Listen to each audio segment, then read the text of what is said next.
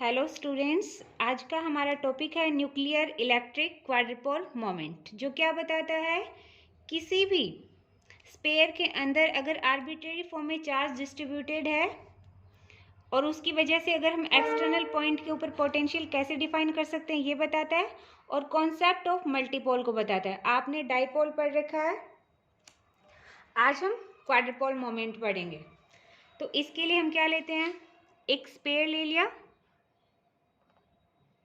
जिसमें चार्ज क्या है, आर्बिट्रेरी फॉर्म में डिस्ट्रीब्यूटेड है। ये इसका हमने मान लिया कोई सेंटर है ओ, टोटल चार्ज क्या मान लिया हमने, क्यू है।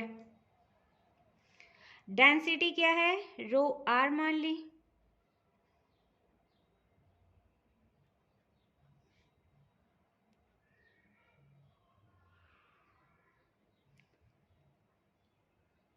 टोटल वॉल्यूम क्या ले लिया हमने, वी।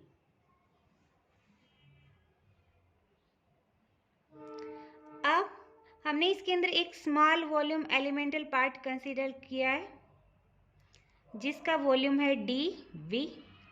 इसकी इस ओरिजिन से डिस्टेंस क्या मान ली हमने, आर वेक्टर है। अब जेड एक्सिस के अलोंग कोई एक एक्सटर्नल पॉइंट है ए, इसके ऊपर क्या करना, हमें पोटेंशियल डिफाइन करना है। और जो स्मॉल इसकी यहाँ से डिस्टेंस मान ली हमने आर वेक्टर है, ओरिजिन से डिस्टेंस आर वेक्टर, और जो स्मॉल एलिमेंटल पार्ट ले रखा है उससे हमने डिस्टेंस क्या मान ली, ए वेक्टर है।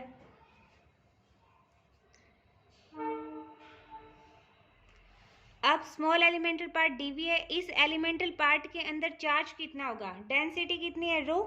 अब हमें पता है volume charge density rho is equal to क्या होती है, क्यू बाई वी, यानी चार्ज पर unit volume. Total charge Q है, स्मॉल वॉल्यूम एलिमेंटल पार्ट के अंदर हमने चार्ज क्या मान लिया, डी क्यू है। तो क्यू की जगह क्या आ जाएगा, डी क्यू, और वी की जगह आ जाएगा डी वी। तो यहाँ से डी क्यू क्या आ जाएगा, रो डी वी।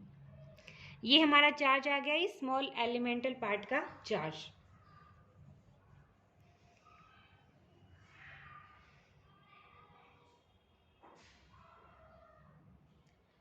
अब न्यूक्लियॉन्स होते हैं, उसके अंदर क्या होता है, एक तो पॉजिटिव चार्ज पार्टिकल होता है, एक न्यूट्रल पार्टिकल होता है। तो इसके लिए हमने क्या माना, if it is assumed that positively charge is continuously distributed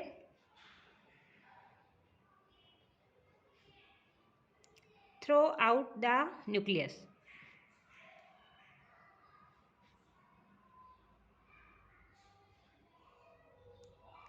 अब हमें क्या करना है, इस स्मॉल एलिमेंटल पार्ट की वजह से इस एक्सटर्नल पॉइंट के ऊपर कितना पोटेंशियल आएगा वो हमें कैलकुलेट करना है। To calculate the potential at any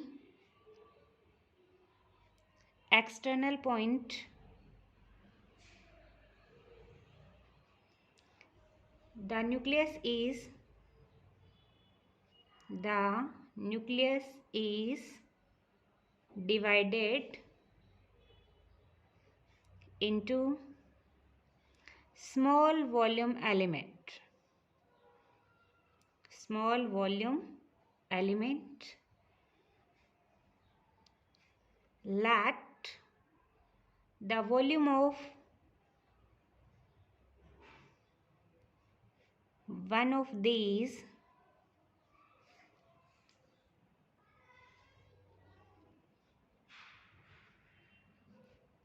element be dv at a position vector r vector from the center of nucleus element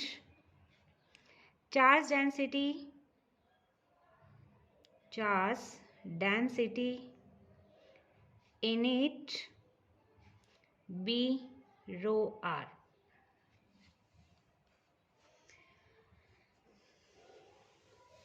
तो इस स्मॉल वॉल्यूम एलिमेंटल के पार्ट के अंदर हमारा चार्ज क्या आया था, रो डी भी आया था। So the amount of charge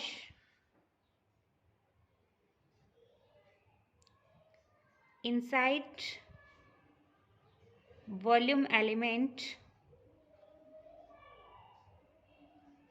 dq is equal to रो, जो r किसका फंक्शन है, r का, dv। अब हमने क्या माना, ये तो बात होगी स्मॉल वॉल्यूम एलिमेंटल पार्ट की।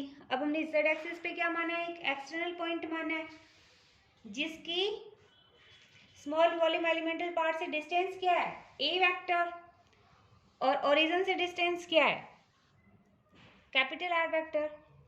So let a point A is an external point on the z-axis at a distance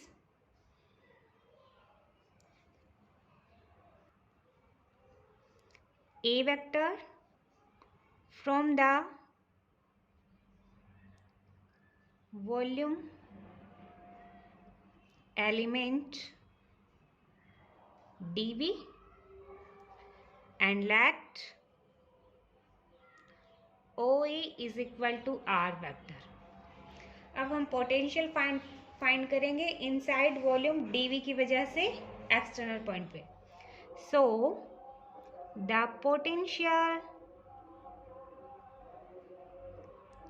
at point A due to charge inside volume dv will be। अब हमें पता है कि जब ये हमारा पॉइंट कोई चार्ज q है, इससे r डिस्टेंस पर कोई पॉइंट p है, और इस पॉइंट p पर हमें इस चार्ज की वजह से क्या फाइंड आउट करना है, पोटेंशियल फाइंड आउट करना है। तो फॉर्मूला क्या होता है, phi is equal to k q by r. K क्या होता है, 1/4 pi epsilon q by r. R इनके बीच के डिस्टेंस है, क्यू इसका चार्ज है। एप्सिलॉन अगर हमने मीडियम ले रखा है तो एप्सिलॉन यूज करेंगे, अगर बात वैक्यूम की करें तो यहाँ पर क्या लेंगे, एप्सिलॉन नॉट। तो उसी तरह से स्मॉल वॉल्यूम एलिमेंटल पार्ट की बात करें तो हमने क्या ले लिया, डी फाई ले लिया, क्योंकि जो हमारा स्फीयर है वो इतने पता नहीं कितने स्मॉल वॉल्यूम एलिमेंटल पार्ट से मिलके बना है। तो हमने एक पार्ट कंसीडर किया था डीवी, उसकी वजह से एक्सटर्नल पॉइंट के ऊपर पोटेंशियल क्या हो जाएगा, 1/4 पाई एप्सिलॉन, मीडियम की बात हो रही है। चार्ज क्या हो, डी क्यू, डी क्यू की वैल्यू क्या थी अपनी, रो आर डीवी, और डिस्टेंस क्या है, ए। एप्सिलॉन यहाँ पे क्या है, परमिटिविटी ऑफ द मीडियम।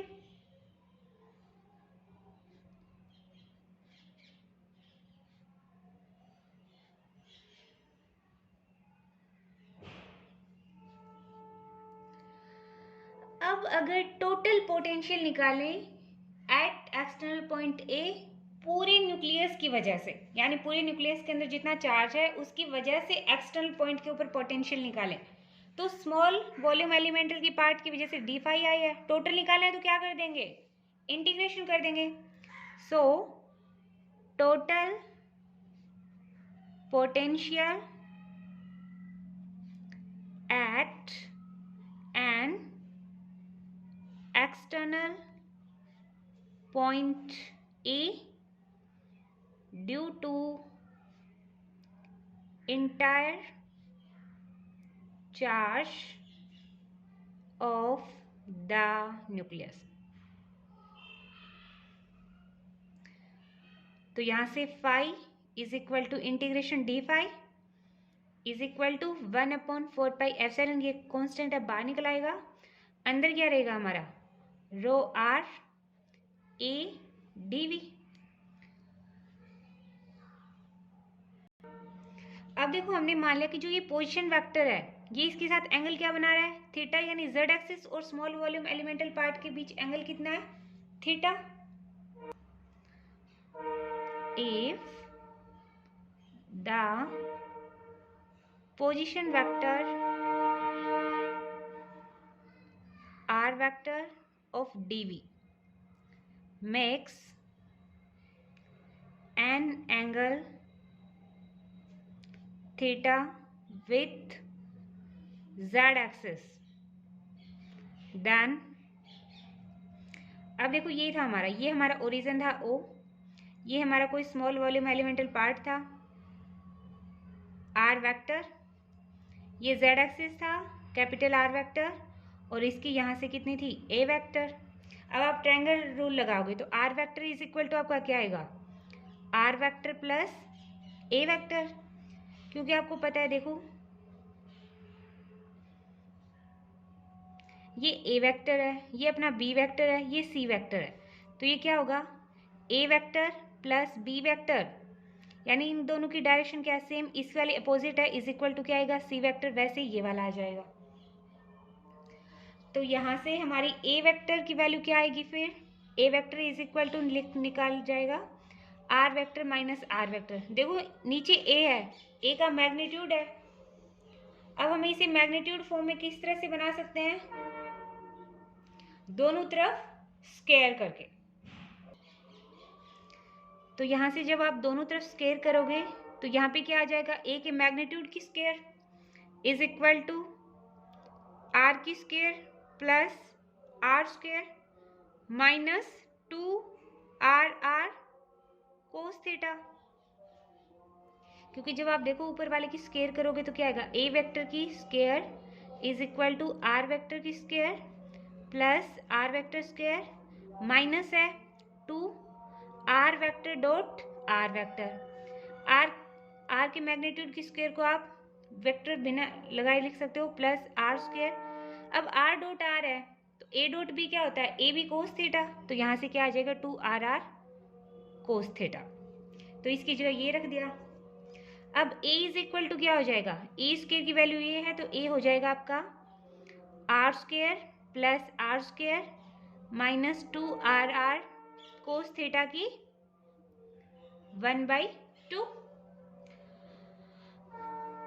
अब हमें चाहिए क्या 1/A, तो यहाँ से 1/A करोगे तो क्या आ जाएगा, ये सारा पार्ट चला जाएगा नीचे, R square plus R square minus 2RR cos theta की 1/2, या फिर अदर वे में आप क्या लिख सकते हो, R square plus R square minus 2RR cos theta की minus 1/2।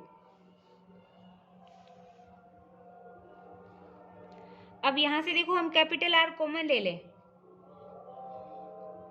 R square bar common आएगी, ऊपर क्या माइनस 1/2, स्क्वायर से स्क्वायर कैंसिल, बचेगा R की -1, तो वो क्या हो जाएगी 1/R।